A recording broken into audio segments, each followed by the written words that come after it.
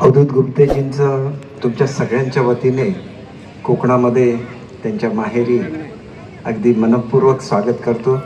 तुमचा नेहमी अभिमान आम्हाला सर्वांना वाटतो आणि तो अभिमान केवळ टाळ्यातून नाही तर हृदयातून ते टाळ्या आलेल्या असतात आणि म्हणून मी आपलं मनपूर्वक स्वागत करत असतानाच आमचे सांस्कृतिक विभागाचे मंत्री आणि मला मोठ्या भावाप्रमाणे असलेले आदरणीय सुधीरभाऊ मुनगंटीवार यांचा मुद्दाम या ठिकाणी उल्लेख करतो की कोकणात कार्यक्रम करत असताना सुद्धा आम्ही दोघं मंत्री होतो। त्याला ते माझे मंत्री होते आणि मी त्यांचा राज्यमंत्री होतो अर्थ खात्याचा।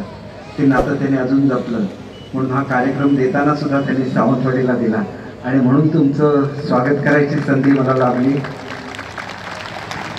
आणि मी आत्ताच येताना कलेक्टर साहेबांना म्हणत होतो की खूप दिवस सावंतवाडी महोत्सव झालेला नाही कारण नगरपालिकेच्या निवडणुका झालेल्या नाही आहेत, पण निवडणुका नाही झाल्या म्हणून सावंतवाडी महोत्सव व्हायचा नाही असं बिलकुल नाही। तुम्हाला परत यायचं निमंत्रण देतो। 1 महिन्याच्या आतमध्ये मी आमच्या सीओना 4.5 कोटी रुपये दिलेले आहेत सावंतवाडीच्या मोती तलावामध्ये। जसा दुबईचा आहे तसा एक म्युझिकल फाउंटन बसवण्याची आणि तो म्युझिकल फाउंटन तुमच्या आवाजाच्या थरारावर उडावा असं मला वाटतं। त्याच्या उद्घाटनाच्या दिवशीच आम्ही सावंतवाडी महोत्सवाचं आयोजन करू आणि त्या दिवशी तुम्हाला अवश्य पुन्हा एकदा बोलू कारण तुमचं गाणं कितीही ऐकलं तरी ते कमीच असतं आणि नेहमीच वाटतं आपल्या गावी यावं, सगळ्यांना भेटावं, परंतु एवढे व्याप हल्ली वाढले की सकाळी आलो होतो आमच्या बालविज्ञान प्रदर्शनाच्या निमित्ताने, पण म्हटलं तुम्हाला भेटल्याशिवाय परत मुंबईला जायचं नाही।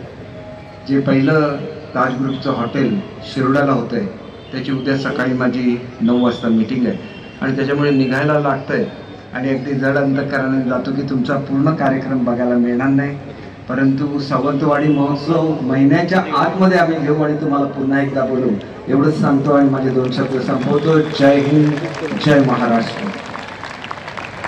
केसरकर करतील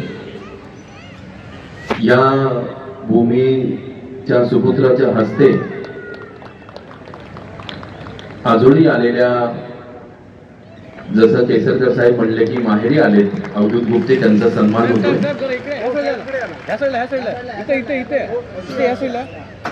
जरा हे काढा माईक जरा।